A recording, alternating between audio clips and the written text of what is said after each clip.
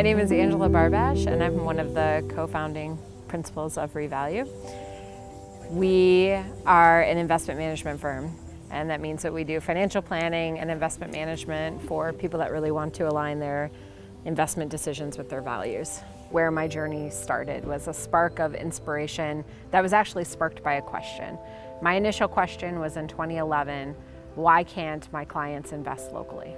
And that sent me off into a journey where I tried to figure out the answer to that question and came up empty-handed and realized that it wasn't a thing. And that inspired me to try to make it a thing. So when we're talking about community capital or local investing or community investing, those are all interchangeable terms. We're talking about the process of someone like me or you who's watching this video taking a bit of your investment capital. It could be $50 or it could be $5,000. And instead of investing it in a mutual fund on Wall Street or a particular stock on Wall Street, instead investing it locally. When we think about the broader context of the work that we're doing, we have to consider that the laws have not been friendly toward us as investors or us as entrepreneurs or us as property developers for about 80 years. So what happened was the Jobs Act was passed in 2012 at the federal level, which was supposed to open up access for any company to raise capital within their community and any investor be able to invest. Whereas for 80 years, you had to go to wealthy investors only. Now anyone could do it. But the SEC didn't implement the rules for 4 years until 2016. And in the meantime, individual states, in fact 37 of them, passed laws to make it possible to do that within their own state, which is what the MILE Act is for us in Michigan, which stands for Michigan Invests Locally Exemption. It's the rule that says you as an entrepreneur can go ahead and raise capital up to $1 million a year within your community, and anyone can invest in that. And that is a complete game changer because we know we have this growing disparity of wealth and income inequality in the United States. A primary driving force of that is that middle and lower income and net worth people have not had access to wealth building opportunities for 3 or 4 generations. And if we cannot own things, we cannot build wealth.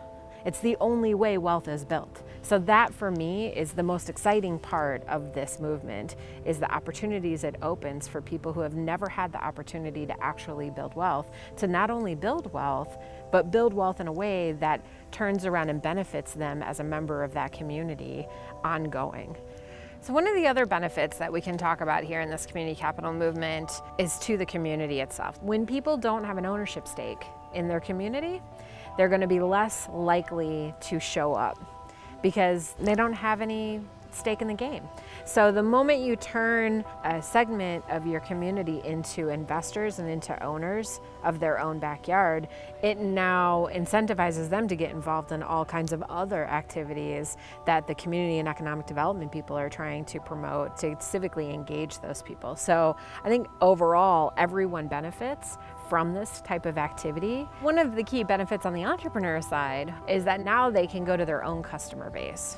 And that's really where the power is. The existing customer base of that business now have the ability to have a stake in that business, which then drives more revenue to that business as those customers turned investors want to see a return on their investment. So now their incentives are aligned. So it's been about 3 generations since it was normal for all of us to be invested in our own community. And so over 3 or 4 generations, you lose the skill set, you lose the muscles, you lose the appetite for risk, you lose all of those elements that you need in order to have a thriving local capital market within your community. And so it's really important that we are realistic about the expectations and outcomes of this kind of work, because we can't just change a law after 3 or 4 generations of having no access and expect everyone to understand what we're talking about, be excited about it, want to do it, and then actually take the steps to make it happen. So in the last 5 years since the MILE Act passed in 2013, or in the last 2 years since the Jobs Act finally implemented their rules at the federal level, we've seen an incredible amount of interest and public awareness, but by and large, we're still not seeing a ton of activity. And a lot of people can look at that and say, oh, this is proof that the public doesn't want to do this. I would beg to differ that it's proof that the public needs more education, that we can't just throw new access at the public and expect there to be activity. If you think about the marketplace in terms of flow of capital, you've got investors on one side and you've got entrepreneurs or developers on the other side. And we're wanting capital to go from the investors to, right, the entrepreneurs or developers. In between these two parties that are in the deal, you've got a variety of different kinds of stakeholders. And all of those people can either create barriers to this capital flowing from investors to entrepreneurs and developers, or can open up access. So when we talk about education around community capital, we have to develop and deliver education for investors.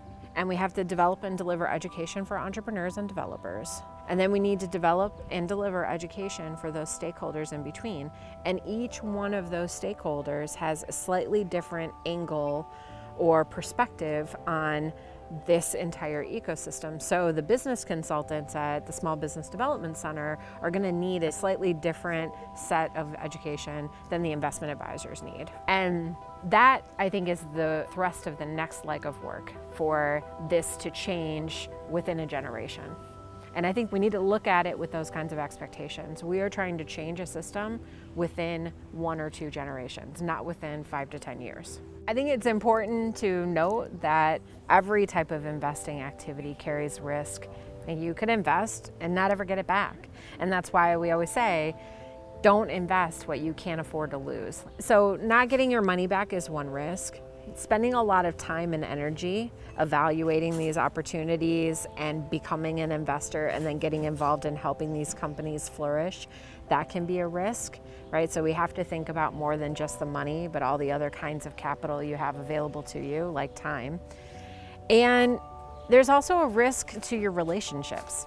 When we're in community with each other, if we're all invested in each other's businesses, then we're going to think about each other very differently, right? We went from being neighbors to now I'm an investor in your project, and now my expectations of you and our relationship is different.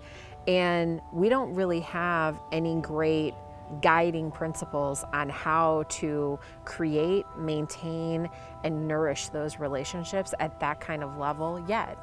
Right? We're still at the pass the law, make everyone aware this is a thing, and now technically train them. But what about the soft skills side of that work? So I think one of the ways that we can solve some of these concerns and risks that we have already identified with investors, entrepreneurs, or the community at large is through education. And really making sure that everyone is able to make informed decisions, that they clearly understand what they're getting themselves into or what could go wrong, and that they are upfront able to accept the downside risks of what they're thinking about doing. And I don't know that we can insulate ourselves from those risks and continue to try to reverse this income and wealth inequality gap. I think this is part of the process of closing that gap. Means that we all have to accept these risks together, but do it in an informed way. The main goal of this stage of the movement has to be raising awareness that there are additional options for either raising capital or deploying capital, right? So as an investor, I have additional options available to me now that I didn't know I had or I didn't have 5 years ago. And same as an entrepreneur. So there has to be an awareness.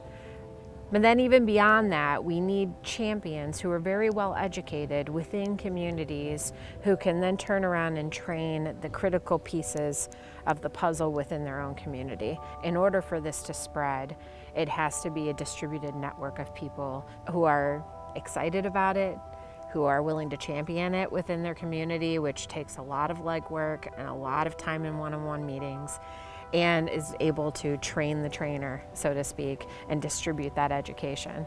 When it comes to getting resources for this sort of thing, we're literally in real time creating those resources right now. So what has happened in Michigan is that a consortium of entities have come together to talk about how we can really move the ball forward in Michigan on a statewide level. And that looks like one organization is taking up leadership in telling the stories and gathering the data and communicating the case studies and showing that Michigan is actually in a leadership position for this whole movement. Another entity is working on creating a matching program so that if the community invests $20,000, then another entity will come in and match that dollar for dollar. Another entity, that would be us, is working on the investor education work. We're working on bringing that to market. Another member of this coalition or consortium is working on the entrepreneur technical assistance work. And the future of community capital in Michigan is going to be one of stories. We're going to see case studies popping up in towns that are rural, towns that are urban, towns that are suburban, towns that are dying, towns that are thriving, and not all the case studies are going to be success stories. Some of them are going to be failures, but we're going to learn from those. And that's what we're going to see over the next 5 years, are a lot of examples of people getting out there and testing it. And it's going to be early adopters in those towns and those communities, and that's okay. It's those people that are setting the precedent for the generations that are going to come after them. We're going to see a lot more resources being focused on this as more people in the community and economic development spaces recognize that community action can be expressed in this way, and it's an incredibly powerful way to express community action. We only have one life in this form, and what we're doing with that life is incredibly important, not only to us and our families and our communities, but to everyone that will come after us. So I would say to anyone who is really passionate about equality, really passionate about closing the gap, really passionate about community development and community revitalization, if you're not looking at community capital and thinking about where your role in this movement is, then you're not thinking about it deeply enough. This is the bedrock of how we revitalize our society for the long term. I think the last thing I could say is to be brave and be bold and go out there and test and experiment and do something and become an owner in your community, because what else are we doing?